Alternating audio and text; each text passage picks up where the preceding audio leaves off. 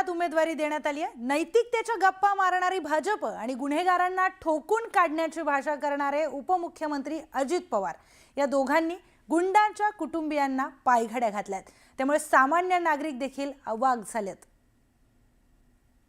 कुणीही जर इथं कायदा हातात घेण्याचा प्रयत्न केला किंवा डिंगडॉंग करण्याचा प्रयत्न केला तर त्याला सोडणार नाही। तो किती कुणाच्याही मोठ्या बापाचा असो नाही तर छोट्या बापाचा असो।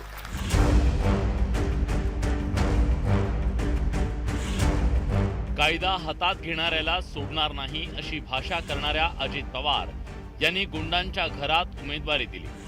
गुंडांचा थेट महापालिकेत प्रवेश व्हावा यासाठी अजित पवारांची राष्ट्रवादी काँग्रेस उतावीळ झाली।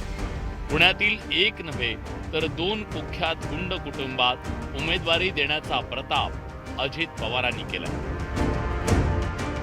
कुख्यात गुंड गजा मारणे आणि आंदेकर टोळीतील कुटुंबियांना उमेदवारी देण्यात आली आहे। गजा मारणेची पत्नी जयश्री मारणेला प्रभाग क्रमांक 10 मधून उमेदवारी देण्यात आली आहे, तर आंदेकर टोळीचा म्होरक्या बंडू आंदेकरची सून सोनाली आंदेकर आणि भाऊजय लक्ष्मी आंदेकर राष्ट्रवादीकडून लढणार आहेत। आयुष कोमकरच्या खून प्रकरणात बंडू आंदेकर, सोनाली आंदेकर आणि लक्ष्मी आंदेकर सध्या जेलमध्ये आहेत। जेलमध्ये असणाऱ्या गुन्हेगाराला उमेदवारी देण्याचं पुण्यकर्म राष्ट्रवादी काँग्रेसनं केलंय। हे कमी म्हणून की काय, अजून एक गुंड बापू नायरलाही अजित पवारांनी उमेदवारी दिली आहे। गुंडांच्या कुटुंबात उमेदवारी देण्याचं अजब समर्थन राष्ट्रवादी काँग्रेसकडून करण्यात आलं, तर अजित पवारांसोबत युती करणाऱ्या शरद पवारांच्या पक्षानं गुंडांच्या कुटुंबियांना देण्यात आलेल्या उमेदवारीवर कशी सारवासारव केली तीही बघा।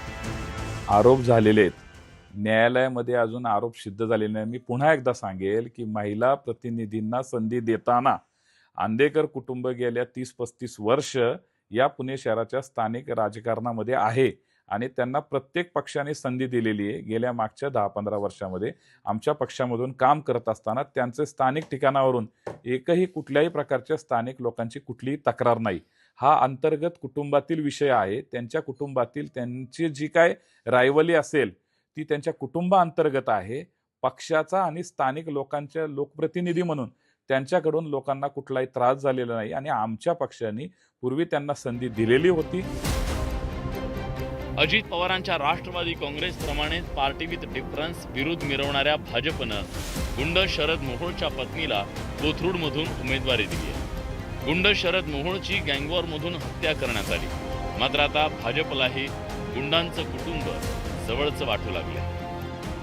काही ठिकाणी गुन्हे दाखल होतात पण कोर्टाच्या त्या ठिकाणी सुनावणी सुरू असतात, अंडर ट्रायल केस असतात। त्यामुळं अंडर ट्रायल केस जोपर्यंत निकाल निघत नाही तोपर्यंत साधारणतः विचार करतो आपण की गुन्हा दाखल झाला आहे, पण अंडर ट्रायल असल्यामुळं त्याच्यावर काही दोषारोप झाला नाही आहे। दोषारोप झाला आणि दोष सिद्ध झाला तर मात्र मग आपण विचार करतो। गुंडांना देण्यात येणाऱ्या उमेदवारीवरून संजय राऊतांनी हल्लाबोल केला।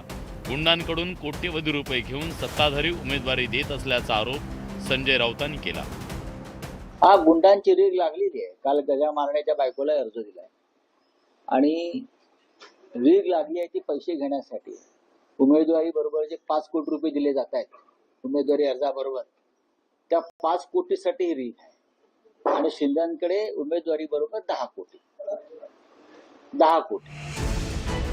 राजकारणाचं गुन्हेगारीकरण होत असल्याची चिंता करणारे राजकीय पक्ष किती दांभिक आहेत हेच त्यांनी दिलेल्या उमेदवारीवरून लक्षात येतं। गुंड बापू नायर, गुंड गजा मारणे, गुंड आंदेकर टोळी आणि हत्या करण्यात आलेला गुंड शरद मोहोळ यांच्या पत्नीला तिकीट देऊन एक प्रकारे गुंडांचं उदात्तीकरण केलं जात असल्याचं खेदानं म्हणण्याची वेळ आली। संतोष गोरे, न्यूज 18 लोकमत, मुंबई।